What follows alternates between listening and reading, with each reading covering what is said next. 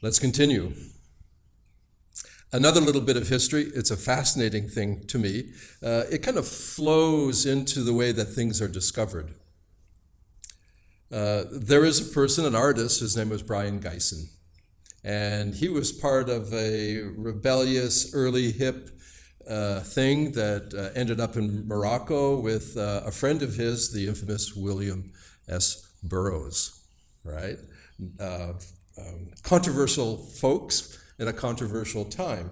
So Brion's in a train, it's Europe, going home one day, leans his head against the window, his eyes are closed, the sun is setting, and they pass through what is actually a whole line of planted trees, as you can see in some of the European countryside. And his eyes are closed, and the light is flashing through the trees.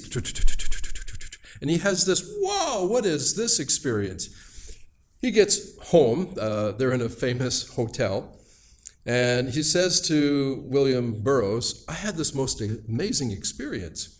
And he tried to describe it, and Burroughs said, there's this book that I've just been reading. This was 1953 that the book was written, and this is about 1958 or so that Brion and William are hanging out in this hotel. And he says, this book, it's called The Living Brain. I should have brought the copy, by the way, because I have one of the original copies. This guy, Walters, writes all about the brain. He says, I think the experience that you had is because of the flickering light.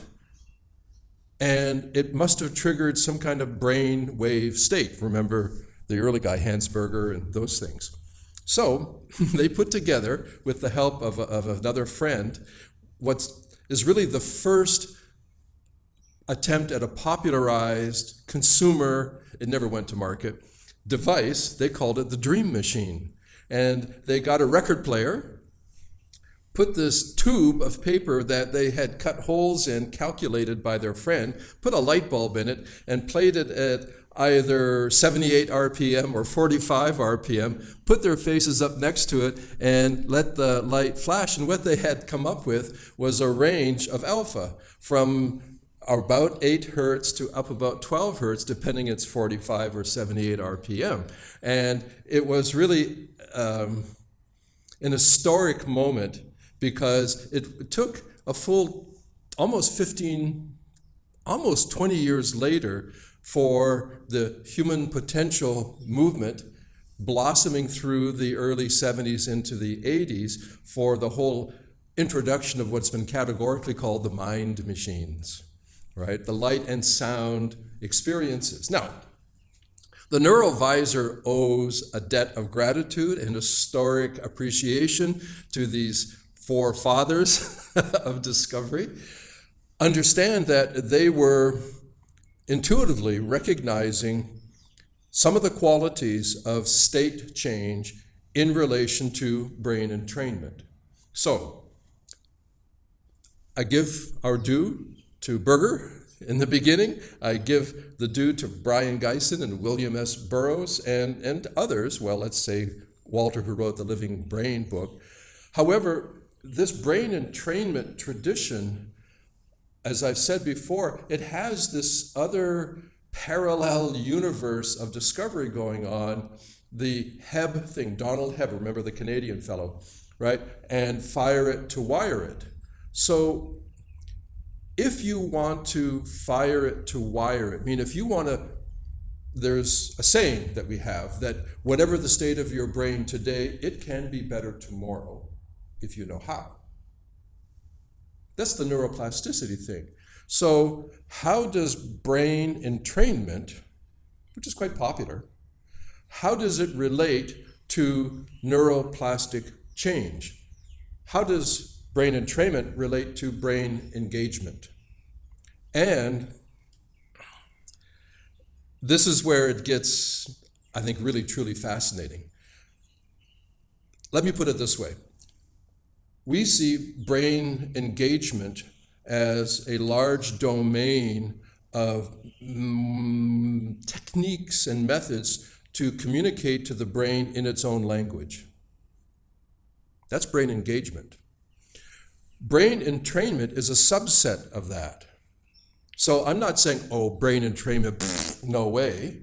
Brain engagement, yeah. No, brain engagement, yeah. However, there are these other elements that fit into the modeling of a brain engagement experience, a Neuro VIZR experience. So there is a kind of a sobering appreciation that actually was well recognized by the late 1980s, 88, 89, because brain entrainment was a promise. It was an excited promise that was happening at the very same time that early biofeedback was happening. There's brain entrainment and biofeedback, and these two things were going to change everything. They were going to change education. They were going to change healthcare. They were going to change spirituality. They were going to change psychology. Everybody was going to be using this stuff, and they didn't. So the sobering appreciation, let me put it this way, because I'm sometimes asked, well, with brain engagement, are you saying brain entrainment doesn't work? I say, no. Brain entrainment definitely works, but not as well as you would like, and not for the purposes that you may ultimately seek. So is it real? Yes. Is there a reasoned methodology? Yes. Is there outcome? Yes. It fits into a particular aspect of what you're seeking. Now, because brain entrainment emerged, your frequency following response, it's been, over decades. It emerged way before the Hebbian fire it to wire it.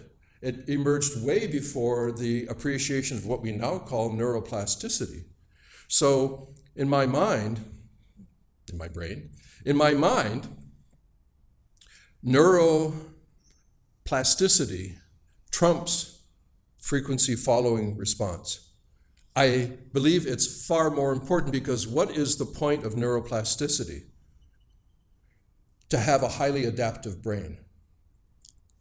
It's like a body that can go into all kinds of different positions and postures according to what you need. If you're in the car and you drop your keys on the car floor and you try to bend down and you can't quite get there, that's not so comfortable. In a similar way, there are things that we want our brain to do throughout our lifetime, into adulthood, advanced into our elderhood, or whatever it's called, right? So that the adaptive quality of the brain is paramount.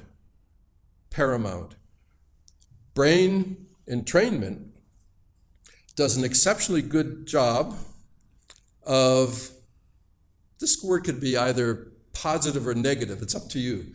It creates a trance state. It narrows the brain into an alley, into like a tube of electrical activity, so that whatever that beat is,